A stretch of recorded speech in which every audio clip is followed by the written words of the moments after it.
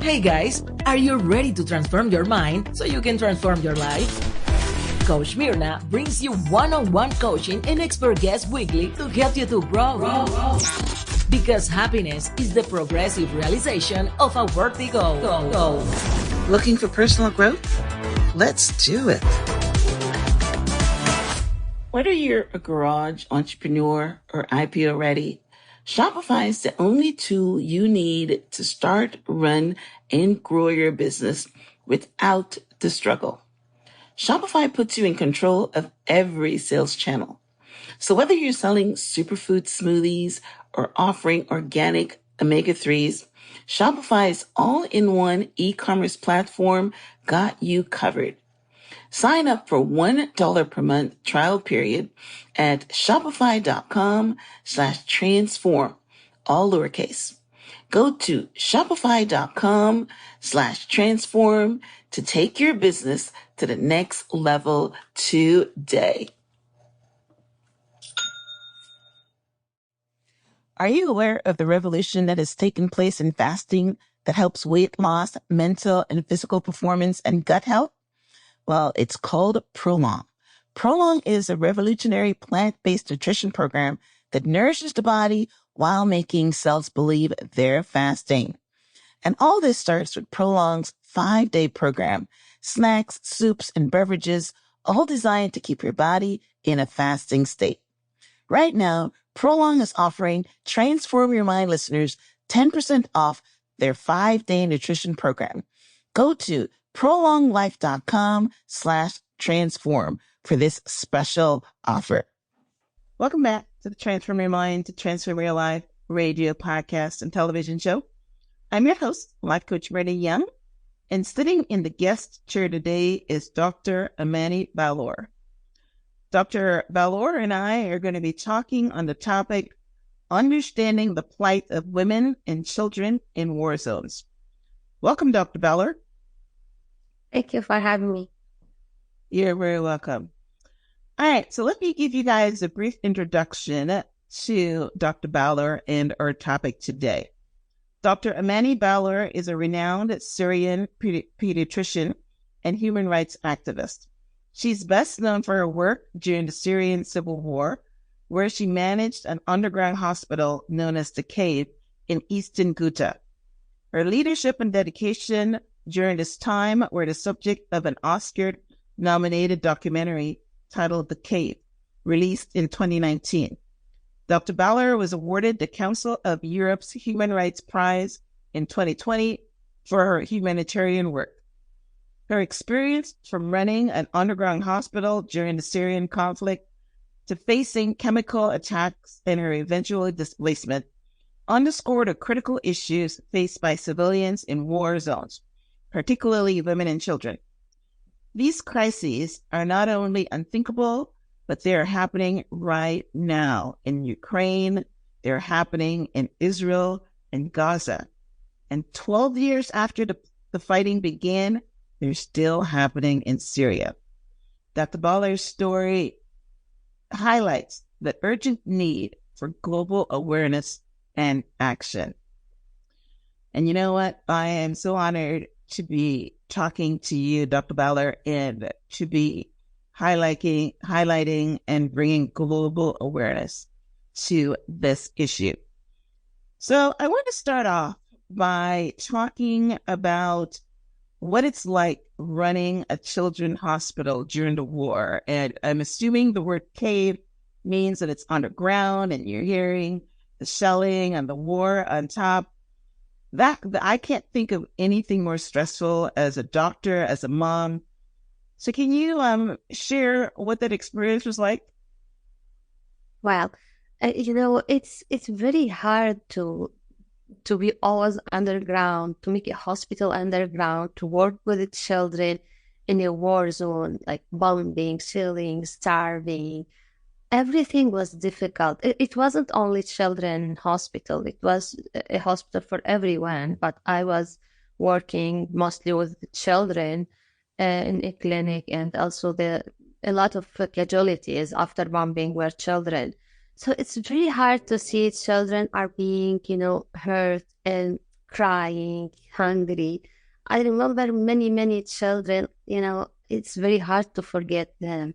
When I ask a child about their pain, especially the casualties, the wounded children, they said they forgot, sometimes their wounds, the blood, they forget everything and they said, I'm hungry. Do you have something to eat?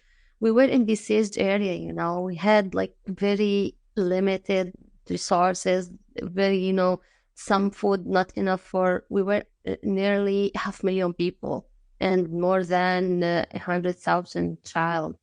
So everything was difficult for these children. I remember when I hear the bombing, the fear in that children's eyes. I remember everything about them, the children who had cancer, especially, and we have nothing for them, no chemical therapy, nothing. I mean, in besieged area, in underground hospital, it doesn't supposed to be a hospital. It just was like a basement underground. But because the hospitals were targets for the bombing, we moved underground to just protect the health workers, the medical devices and the patients. So we started working in that place. It's dark. It's unhealthy for everyone, not only for children. But yeah, that was the only place that we can work in. And we received children all the time there. We sometimes, try to be kind with the children, try to help them as we can, as possible. But it was very hard because we don't have enough medicine, don't have enough medical supplies, medical devices. Sometimes we don't have the diagnostic tools to know what the children are suffering from. So yeah, working with children is the most, there's no words to describe this. Yeah, I know. There's no words to describe it. Yes, because you don't want to see children suffer and, asking for food and wow. So how long did this continue for? I mean, we're saying now that the bombing is still going on for 12 years. So how long were you in this underground cave with the children? Well, this hospital started in 2012, and I started working at it. And we left the area in 2018, so nearly 6 years or a little less. And I managed this hospital for 2 years. I became the manager between 2016 till 2018 when we left. Wow. So, did most of the kids survive, and what was the outcome of the hospital? I can say, most of them didn't survive because many victims from the kids, I remember, especially when the chemical attack happened in 2013. It was like very big attack by sarin gas.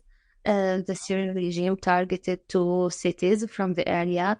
And I remember like nearly maybe 10,000 people who inhaled the poisonous gas and who died. Nearly, we can't say, the correct number, but nearly 1,500 or 1,400, we don't know. No one can know. But I remember many children were between the victims. I remember seeing the children were suffocating and, they quickly died because, it's like sarin gas. It's something that they can't deal with. And we were only few doctors, some volunteers. We try to do our best, but we don't have enough medicine. We don't have oxygen for them. And a lot of people are suffocating at the same time. So we don't have enough staff to work with them. So we try to help. We help only some people, but many died that night. Wow. This is, we can never really understand what it's like to be living under these conditions. You've got to, it's one of the things that, you can just imagine the horror, but until you've been in a situation like that, you really cannot really comprehend it. Like you had to witness all that. And, well, I am, some people, like yourselves are born to be the activists are born to bring about change, and your work is being recognized. So, being on shows like this and talking about this and bringing it to the awareness of, global consciousness. Yeah, that is very sad. So I'm glad that someone recognized your work, and there was a documentary in 2019, showcasing this. And did that help as far as getting medicine and supplies and things like that? How did that Oscar nominated documentary help the cause? Well, it was very necessary to us to show the world outside, to show everyone what happens here, especially when the Syrian regime and its allies were saying that we are fighting terrorist people. I mean, we are not terrorists. We were innocent people, civilians, many, many children, many babies who died because lack of formula, for example. So it was important to show the world, to tell the truth through this documentary.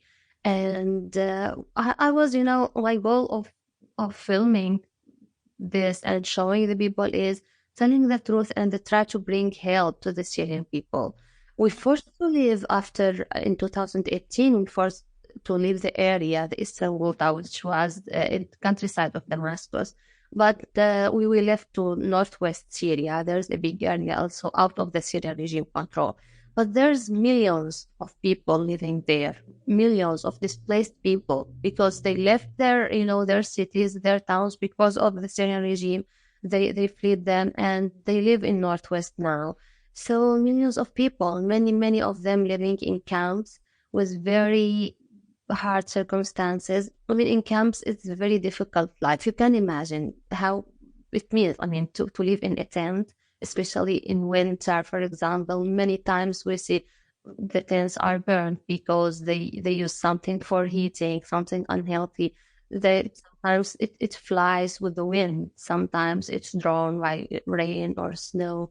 And you can imagine if I tell you there's like 100 family and they have one bathroom.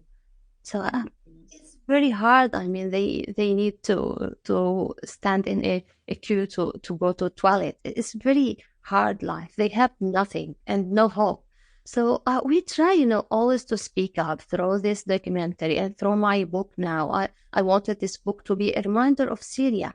But many organizations are helping in Syria, but it's never enough because there are millions. They need everything. They have nothing. Many children. I mean, there's nearly 2 million child without schools, without education. They just can't go to school. So you can imagine the needs. It's very huge. And there's nothing changed in the situation in Syria. I mean, the president who committed all these crimes stay as a president. With his family, they control everything in Syria now. So nothing changed, and the humanitarian aids are not enough. So the situation is still very bad. Oh, well, yes, you said you did the documentary, and now you're booked, and you're doing podcasts, and some people just need to hear the situation, and their humanitarian consciousness will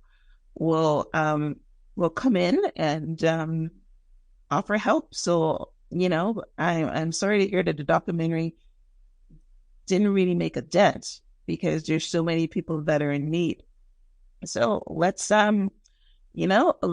make an intention that, your work and the Syrian people, some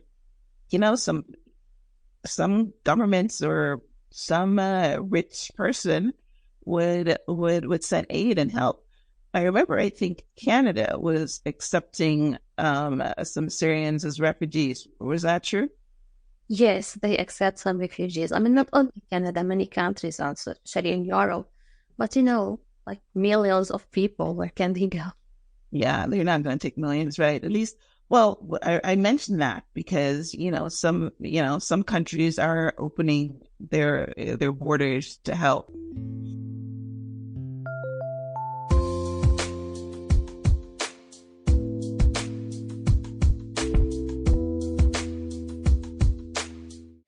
Shout out to Claritin for supporting this episode and providing us with samples.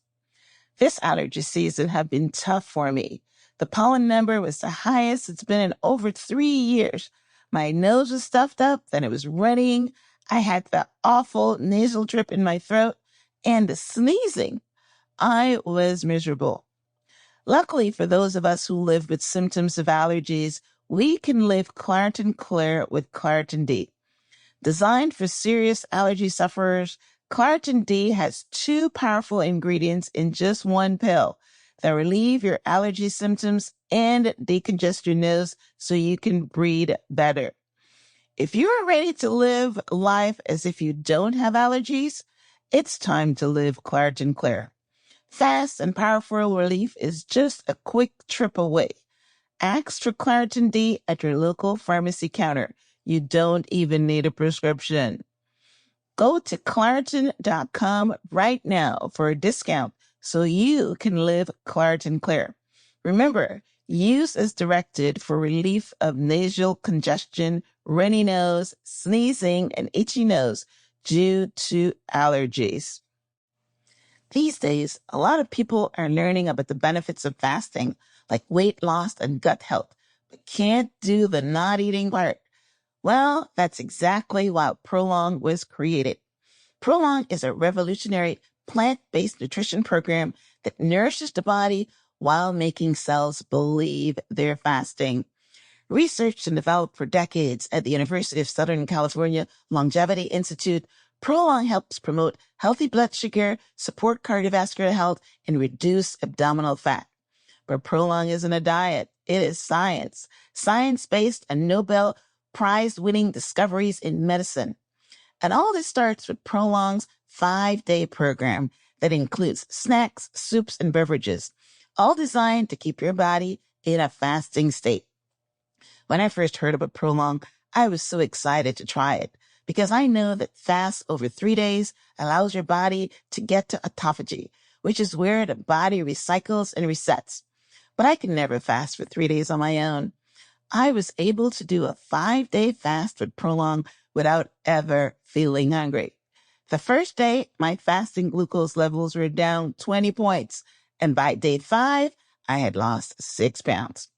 It's no wonder why thousands of doctors now recommend Prolong to support healthy blood sugar and cardiovascular health. Right now, Prolong is offering Transform Your Mind listeners 10% off their 5-day nutrition program. Go to prolonglife.com/transform. That's prolonglife.com/transform for this special offer. That's prolonglife.com/transform. All right. Well, listen, that's the purpose of this conversation is to, bring global awareness and some action, as you said in your bio, to this problem. But I want to, switch back now to you as a doctor and you being in the position that you are to help, the children as a pediatrician. What is it like in Syria for a woman to become a doctor, for a woman to become a lawyer, for a woman to become educated? What did you have to overcome to become a pediatrician?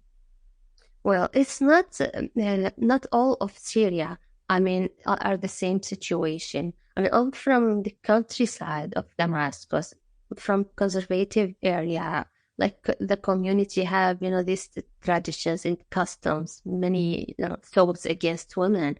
To be a doctor, it's okay. To be a lawyer, it's okay. It's not very bad.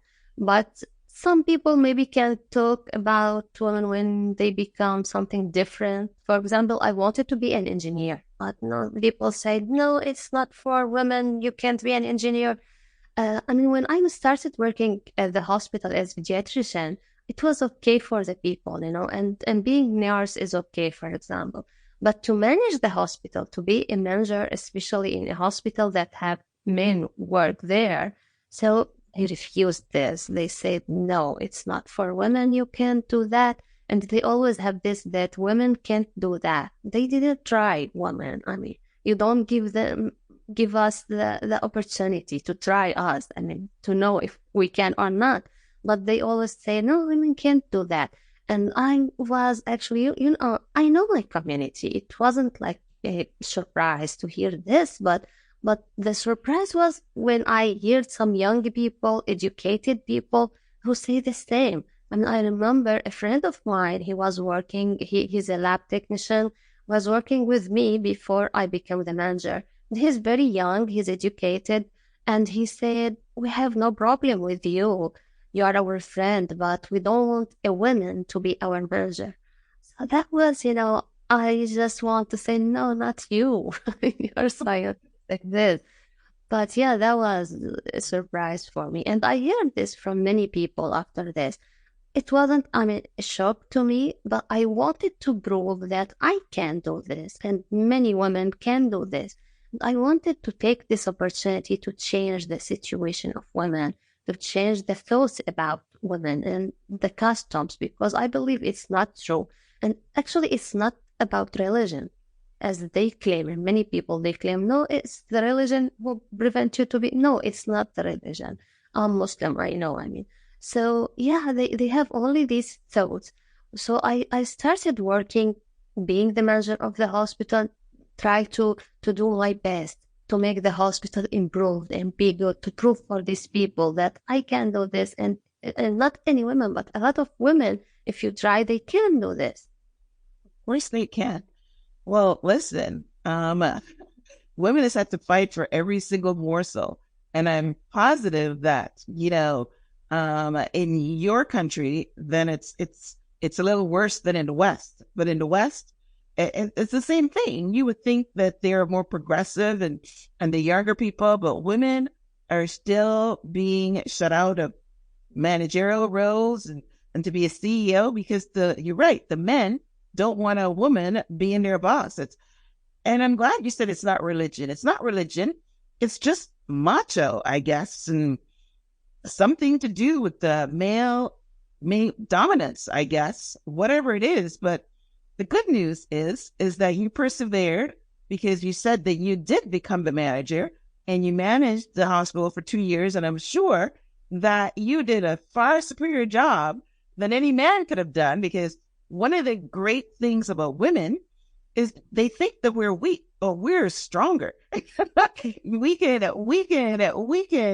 we've got the mindset, we've got the strength, we've got intuition, and then we've got nurturing. Who better to run a hospital than a woman that can offer all those things? The men could probably only offer maybe a plan or something. They're because they're in masculine energy. So that's amazing.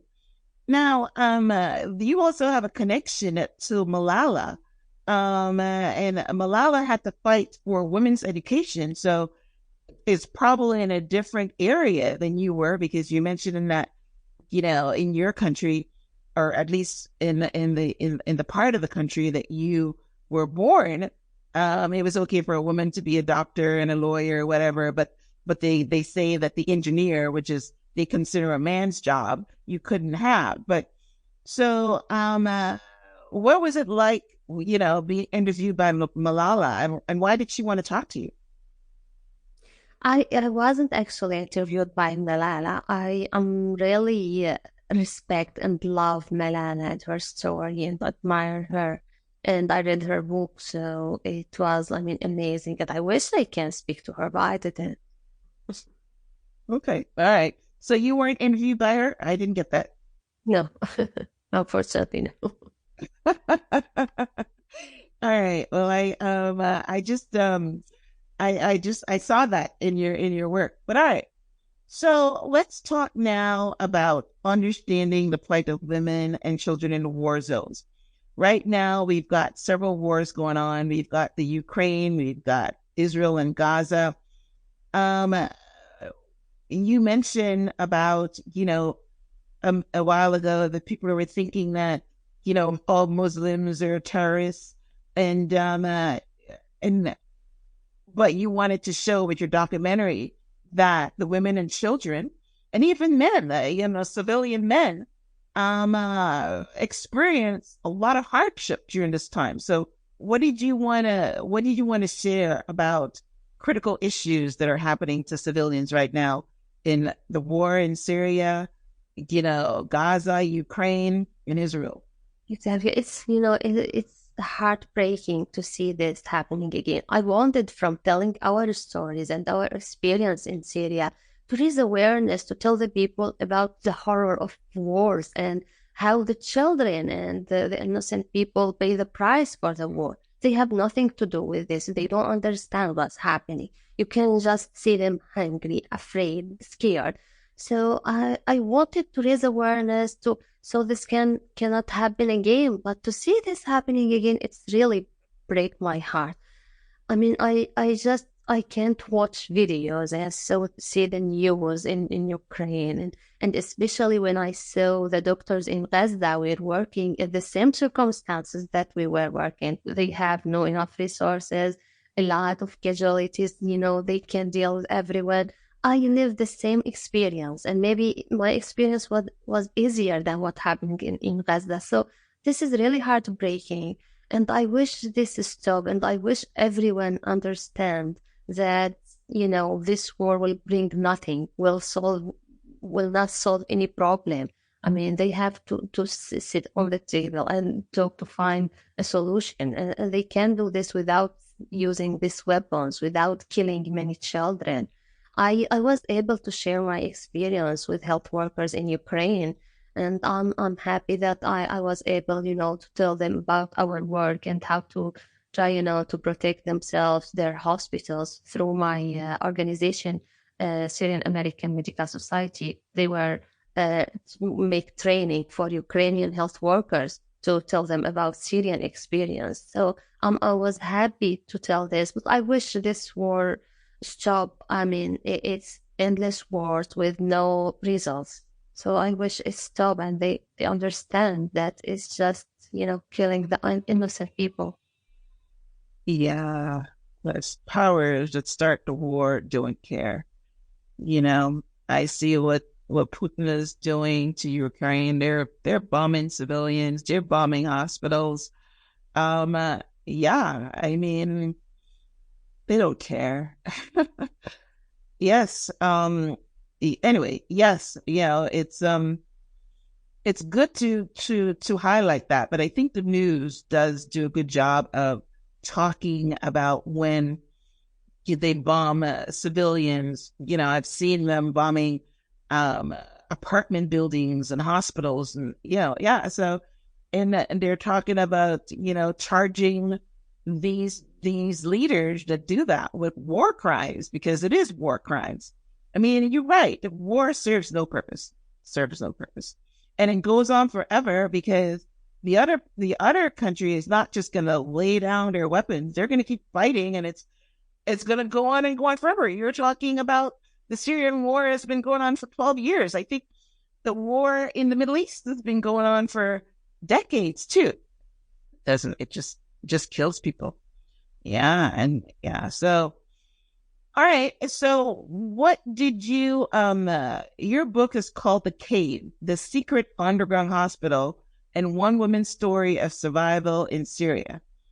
So, tell us about your book. Are you talking about the experience, the same thing that you talked about in the documentary, or are you expanding on some issues?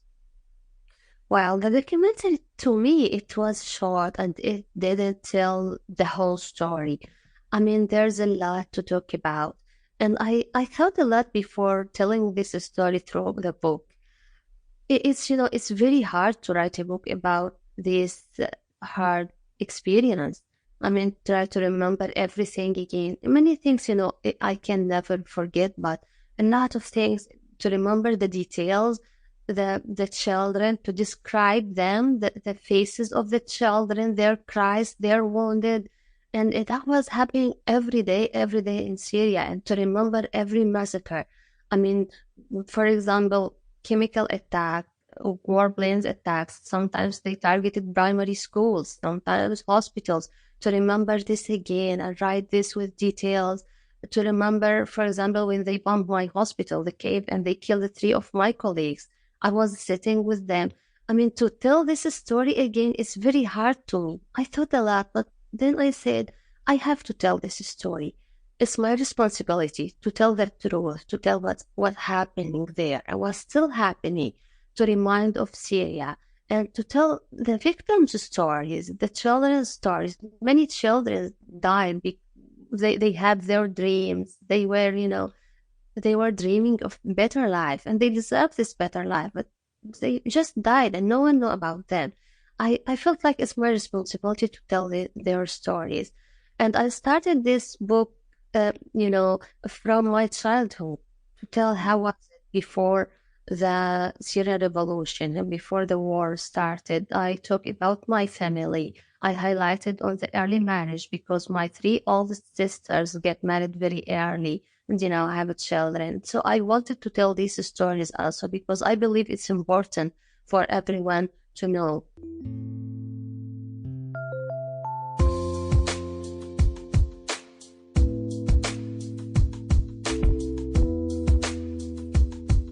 This new year, take your business to the next level with a Shopify online store.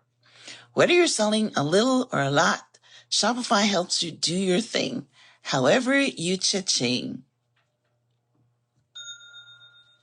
Shopify is a global commerce platform that helps you sell at every stage of your business. From the launch your online shop stage to the first real life store stage, all the way to, did we just hit $1 million stage? Shopify is there to help you grow. Whether you're selling scented soap or offering outdoor outfits, Shopify helps you sell everywhere. From their all-in-one e-commerce platform to their in-person POS system, wherever and whatever you're selling, Shopify's got you covered. Shopify helps you turn browsers into buyers with the internet's best converting checkout, 36% better on average compared to other leading commerce platforms. And sell more with less effort thanks to Shopify Magic, your AI-powered all-star. Sign up for $1 per month trial period at shopify.com/transform, all lowercase. Go to shopify.com/transform now to grow your business no matter what stage you're in. And then I talked about the demonstrations in Syria, the protests, how people were really innocent and they just demand human rights. I mean, we have no human rights. I talked about the dictatorship in Syria, which lasted for more than 50 years. So that was very important to me. And I focused on this war zone time because this is the goal of writing this book, of telling this story. And I'm grateful for my co-author, Rania Abuzaid, because she wrote this book in very, a great way. So yeah, that was the main goal of telling this story, and also to spot a light on the refugees suffering. I'm very lucky because I didn't leave Syria through the sea. I mean, many people go through the sea and they're drowning. Many people lost their children drowning in the sea in front of their eyes. Many people were starving, spent few days in a small boat, without food, to arrive to the other side or to Europe, just trying to find better life, to be safe, to protect their children. So the refugees are really suffering, especially who live in camps in neighboring countries of Syria, like Turkey, Jordan, Lebanon. They're really suffering. And you can imagine why they have to take their children and to go through the sea by small boat. I mean, if it was really hard to live in the camps or somewhere in Syria. So yeah, that was the situation of the refugees. And I myself was a little man, and I suffer and I have challenges and problems to start a new life. It takes with me 4 years to start my new life now in the US. So it's not easy and I'm lucky, as I told you, so it's not easy for everyone. I wanted to tell all these stories so not only just to tell the story and to tell the suffering of the people. I wish the people who read this book try to help, try to do something. I mean, if you believe that you can help, so you can help. You can do something, I'm sure. Oh, yeah. Human suffering. Wow. Sometimes we're just lucky where we were born. The people in North America that have all these luxuries and they still complain. And you were talking about, you're leaving a place where, trying to stay alive and then have to watch your children drown in the sea. Wow, that is absolutely heartbreaking. But I still don't understand how can the general population help?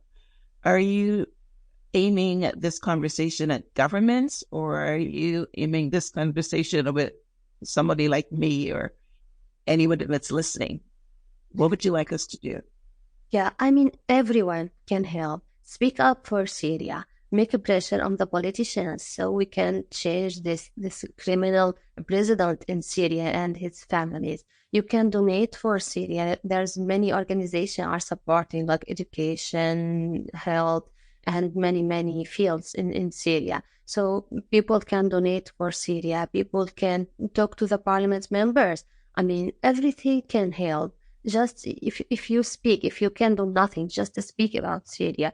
Tell everyone about people suffering. I believe it's a responsibility for a human being to help each other. It's not something that you want to do or not.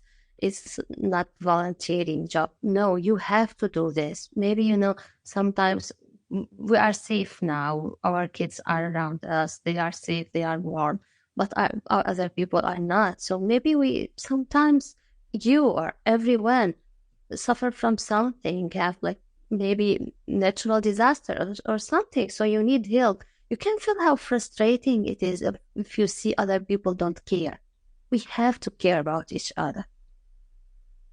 Yeah, that's important. Now, I want to circle back to the Muslim connection. You said that you're in the United States, and after 9/11, there was this pushback against Muslims. Because I don't know, so I have to ask you, what is the immigration policy now as far as helping Muslim refugees, even, not necessarily just from Syria, but how is that happening?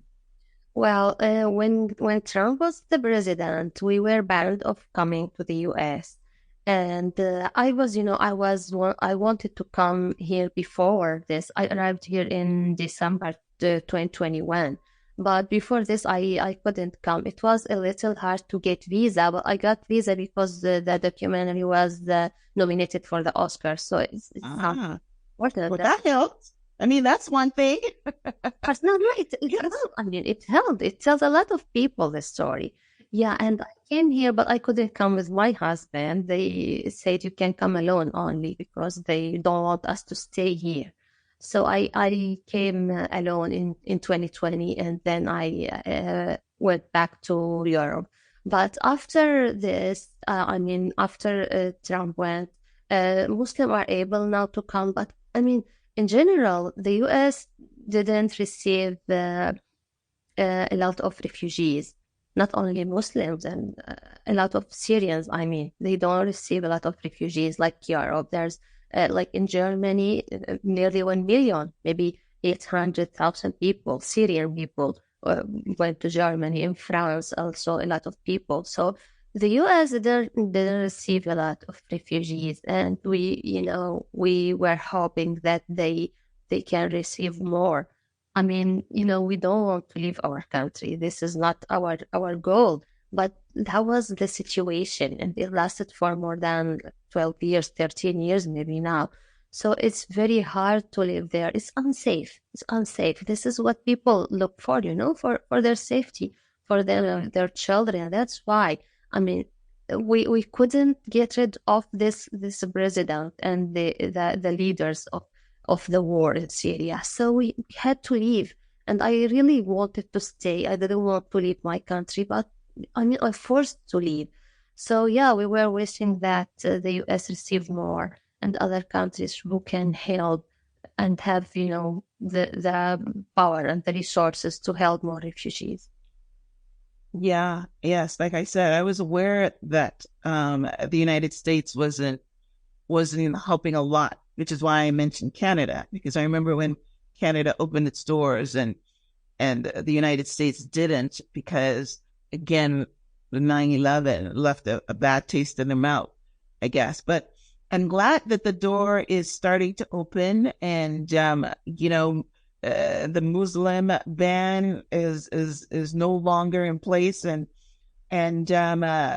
maybe the outcome from your book, because you have this attention, the outcome from your book would be, since you're highlighting the plight of the Syrian refugees and the Syrian plights and being unsafe, and having people see their children drown when they're trying to leave. We are all humans, and maybe someone that can make a difference will make a difference, and any small thing definitely helps. But like you said, it's Ukraine and what's going on in Gaza, and I'm sure there's more wars. Those are the only ones that we're talking about here. But yes, human suffering is going on in a lot of countries. So if I were to ask you, what do you want people to walk away with after reading your book? Would it be to help? Would that be the one word answer, or there's more? It's important to me, to us as Syrians, to tell the truth. I mean, this is very important because, you can't hear lies all the time. So they try to change the history when the Syrian regime, it's a lie. So we have to write the history and to tell our stories, which is our reality, which is the circumstances that we lived in. So this is very important. Know the truth from this book, from other stories, which was coming from Syria. And I wish people to help also. And as I said, they can help. I mean, try to do what you can, and this is enough. When everyone do their parts, so we all can do a lot. We can change the situation. Right. So that's awesome. So I'm going to leave a task for you. At the end of this interview, if you can email me some links to, organizations that are accepting donations. So because, the layman person can only really give money. We have no, we can write letters to Congress or whatever, but that's not going to work as fast as money, right? Aid. So yeah, send me some links to some organizations, and I will post it on the show page so people can help with money. So as we wrap up, how can the audience learn more to support your cause? Like, you're going to send me links to for them to offer, financial support. But do you have a website, for instance, that are, that is accepting help, or tell our listeners how they can support your cause, get a copy of your book, and if you're on social. Here. Well, I joined now the Syrian American Medical Society because I believe that it's a good way to help people. I like their jobs. They were supporting the Kiev hospital, and they're supporting now in Syria, other countries, also in Ukraine, in Gaza.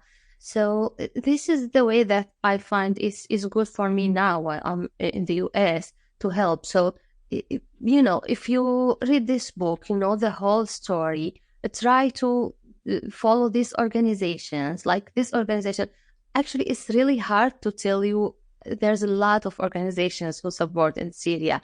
That's why I wanted to write, their websites at the back of my book. But it was really hard to write all of them. So I prefer if people make their research, try to know more. if you want to support education for children, you want to support hospitals, you want to support refugees in Greece, for example, in Ukraine. So there's many ways. Follow this organization on your social media and you'll find a lot about Syria. There's a lot, and also a lot of stories you can hear from other people, other journalists, writers. Okay. All right. So they just search about, so I'll put some links in the show page myself. I'll do some research, and of course I'll link out to your book. Do you have a website? No, I don't have a website, but there's for my organization. Okay. All right. And what about social media? Yeah, I have my social media. Under your name, or what's the handle? Well, it's under my name. It's Amani Ballour, yeah. On Facebook, Okay. X, and Instagram. Okay.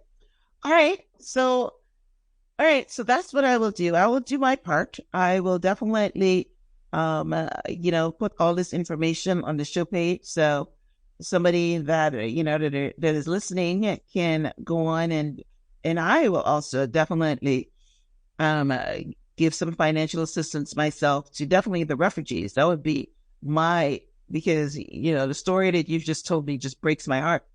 And, a lot of times we live in our comfortable little worlds, and, these things are out there and you don't really bring them in here. But when I'm sitting here talking to you, I've brought it in here, and I'm hoping that the listeners would bring it in here in their hearts and offer help, so that's great. So this was, thank you for being on the show, Dr. Amani, and sharing this heartfelt story. Thank you for writing your book.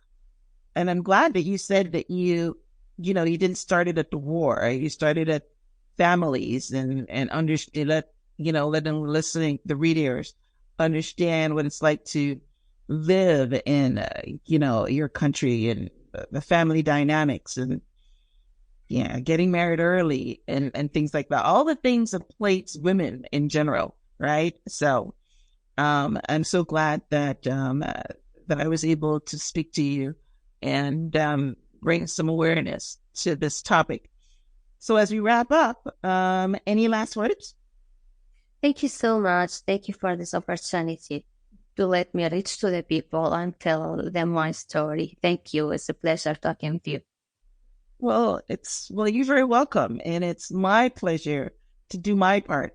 As soon as I saw your topic, I said immediately that I wanted to be involved to help you share this story. And as you said, share the truth so that people can have a personal view of what's happening to women, children, civilians, people that didn't cause the war, but they call it collateral damage. And maybe the World Organization can do some laws that prevent these things from happening. Because I don't know if there is right now, but they definitely need to be highlighted and showcased. So thank you, Dr. Amani, for being on the show. Thank you guys for tuning in to this week's episode of Transforming Your Mind to Transforming Your Life.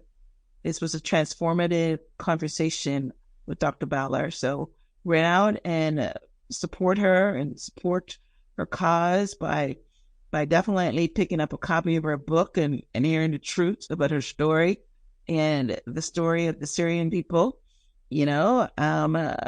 Contribute by either a financial donation, or if you're in the political space, start the conversation about helping more of these refugees come to the United States. So thank you guys for tuning in. Thank you, Dr. Ballour. And until next time, namaste.